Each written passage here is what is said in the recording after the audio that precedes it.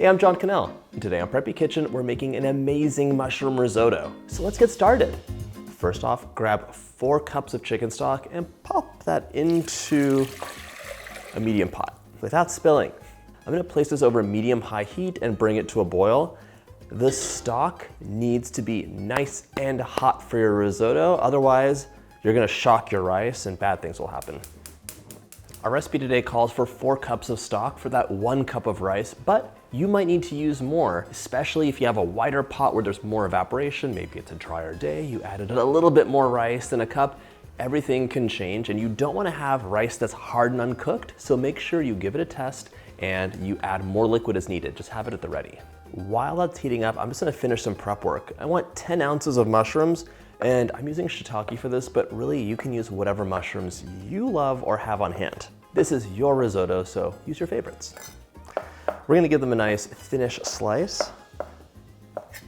And I think a lot of us are kind of intimidated by risotto, like you know that it can go wrong, it gets kind of gummy sometimes, and no one wants to make like a gummy main dish that you spent all this time on. So here's the deal. It's fairly foolproof. You do have to time it out and have a block of time. Risotto shouldn't take more than half an hour to make, but you're gonna be there for half an hour. You can't go back and forth or like pop something into the oven and come back. So just make sure you have the uninterrupted time to stir away because you're gonna release the starches in the rice. And if you do that, you'll be fine. I'm gonna give you all the tips and tricks so you can make this correctly. The first tip is just make sure you have a block of time. Okay. My mushrooms are prepped. I also want 2 medium to large shallots, thinly sliced. These beautiful shallots need a nice chop now, so finally chop them up. It's not technically a mince. If you don't use shallots or leeks very often, I really encourage you to. You cannot live and die by onions. There is more to life. Shallots have a beautiful, delicate flavor, so do leeks, and they both will give you so much depth of flavor. You can also use them to augment the flavor of onions and garlic in your dishes. You'll be the happier for it. If the market doesn't have shallots and you really want to make this, yes, you can definitely use onion, just mince it finely. Use a nice sweet onion.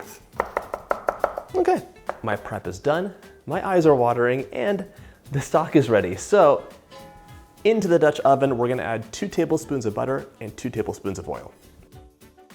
Put that over medium heat, and once the butter's melted, we're ready to add our delicious ingredients.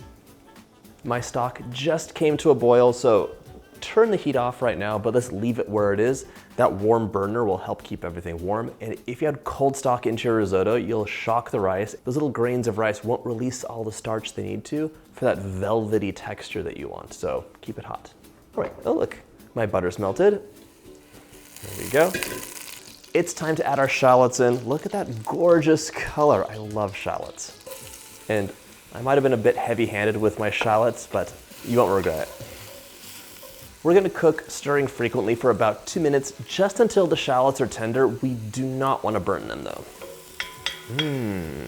One of the many exotic things that came to Italy in the Middle Ages was rice. Rice came and tomatoes came and really changed the culture, I will say. They came at different times.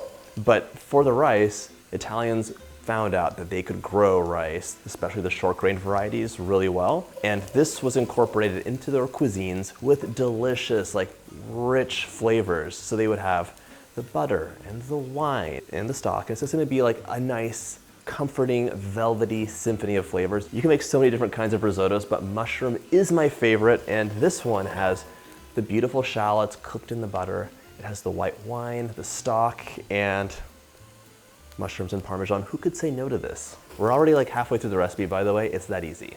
My shallots have softened, so now we're gonna add all of our mushrooms right into the pot. Stir that up. So we're gonna cook, stirring occasionally for 5 to 7 minutes or until those mushrooms have changed color and softened. In the meantime, just a word about the rice. So you're not gonna use just any rice to make risotto. You wanna use one of 2 kinds. This is arborio rice. I'll be using it today. You can find it at most grocery stores, and it's like a fat little short-grained rice that's very high in starch. Perfect for risotto. If you can find it, there's another kind of rice called carnaroli, which is even higher in starch content, and that's really great for risotto, but oh my gosh, I special ordered it and it wasn't even here in time, so most of you probably won't have it on hand. But if you happen to see it, grab it and give it a try. In between stirs for those mushrooms, let's grate some Parmesan. And today I'm gonna use my rasp. This gives you a cloud of like paper thin cheese that's gonna be great for melting into things. And you want about half a cup, which is 40 grams. Although like if you're grating it like this, it really fluffs up. So I would use a scale because half a cup is like this much. I'm not just going crazy with the cheese. I'll tell you if I add more. Now we're gonna add 1 cup or 220 grams of this beautiful rice right inside. Stir the rice in and cook while stirring frequently for 3 to 4 minutes or until the rice is nice and translucent. The magic of homemade risotto is that you're cooking it the right way. At a restaurant, it's the fake way. They don't have time to do it for you on demand. You'd be waiting for 25 minutes or so for them to make the risotto. You're gonna cook it the right way so the rice is accepting all of the flavors completely throughout and releasing all of that starch in the perfect way and being served accordingly. So it's gonna be so much better than what you've had at a restaurant, I'm just saying. The only thing a restaurant might do is just pump more salt and butter and cheese into it so you just taste those immediately. But if you want, you could add more salt and butter and cheese too. Have at it. Right now, the rice is sucking up all of the butter and the oil and the shallot flavor and the mushrooms, so it's delicious all the way through. The next step is to hydrate it with this hot stock. I'm actually gonna heat my stock up just a little bit because we've been moving cameras around here and there and it always takes a little bit longer. So if you're timing this right, your stock should be hot right now, but mine is a little lukewarm because we've taken some breaks. All this delicious flavor is stuck to my pot and the whole dish needs a lift. The mushrooms are very earthy. You want a little brightness and flavor, and that comes from 1 cup of a nice dry white wine. If you don't want to use white wine, I'd add an additional cup of stock with some lemon juice to brighten the flavor. So right now, let's add that wine in. Ooh. The alcohol will cook off right away, and it's gonna deglaze the pan, so all those delicious bits are gonna come right from the bottom. You can see the color changes immediately, and the smell is so nice. I'm gonna add half a teaspoon of cracked black pepper right now, and 1 teaspoon of kosher salt. You'll cook this stirring frequently until the wine's totally gone, and then it's time to grab a ladle or a half measuring cup and start adding the stock in bit by bit. Now we're gonna reduce heat to medium-low and start adding our stock in about half of a cup at a time. Just stir it in, and the magical part is you'll see it's absorbed so quickly. That rice is very hungry for moisture. That first ladle goes right away. It slows down a bit.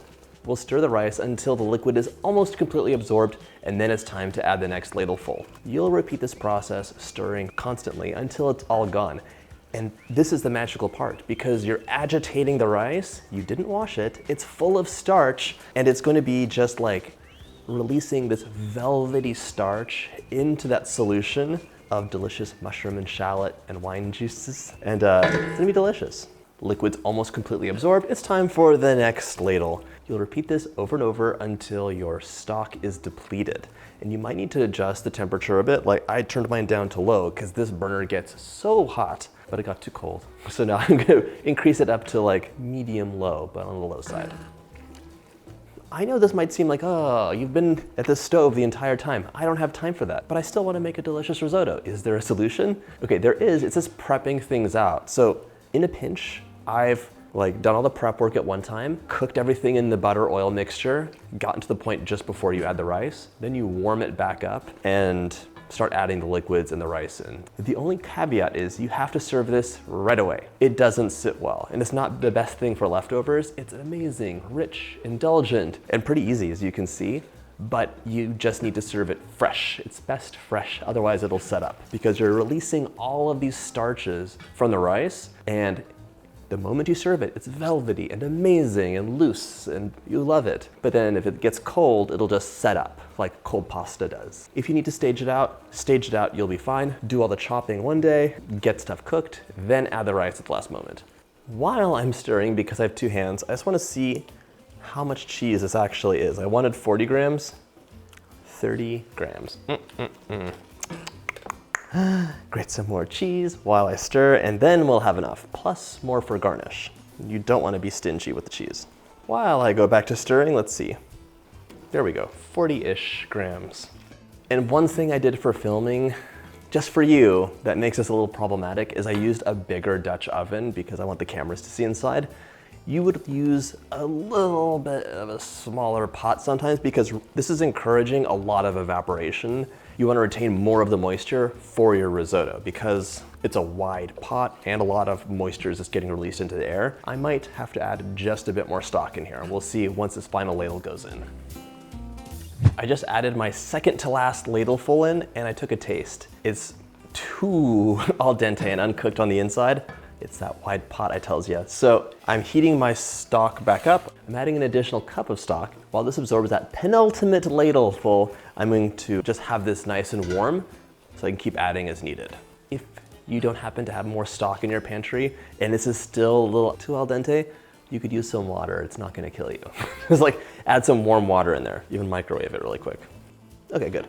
Woo, that was lucky. This just came to a simmer. Adding that back in and continuing to stir. At this point, I've added 4.5 cups in, so. Oh, it is so close. I'm gonna add that last half cup in just a bit at a time while I stir, and then give the rice a couple more tastes. It should be the perfect consistency, not overcooked, but not hard and crunchy. No. At this point, I'll tell you, you should have your bowls out. You should have anything you want to garnish with. I'm using chives today, and just be ready to serve so people can enjoy the amazingness while it is at its peak. One last taste. It's hot, but delicious and perfectly cooked. Remove from heat, and it's time to add our beautiful cloud of cheese. Stir that in, and the cheese will melt immediately. Give you so much extra flavor and richness. I'm also adding in, about a tablespoon of chopped chives, plus a little bit more for garnish. And now, garnish with more cheese and chives, and just like that, your mushroom risotto is ready to enjoy. That is pure, unadulterated, concentrated, delicious flavor. Oh my gosh, and the texture is divine. I hope you get a chance to try this recipe, and if you like this video, check out my Italian playlist.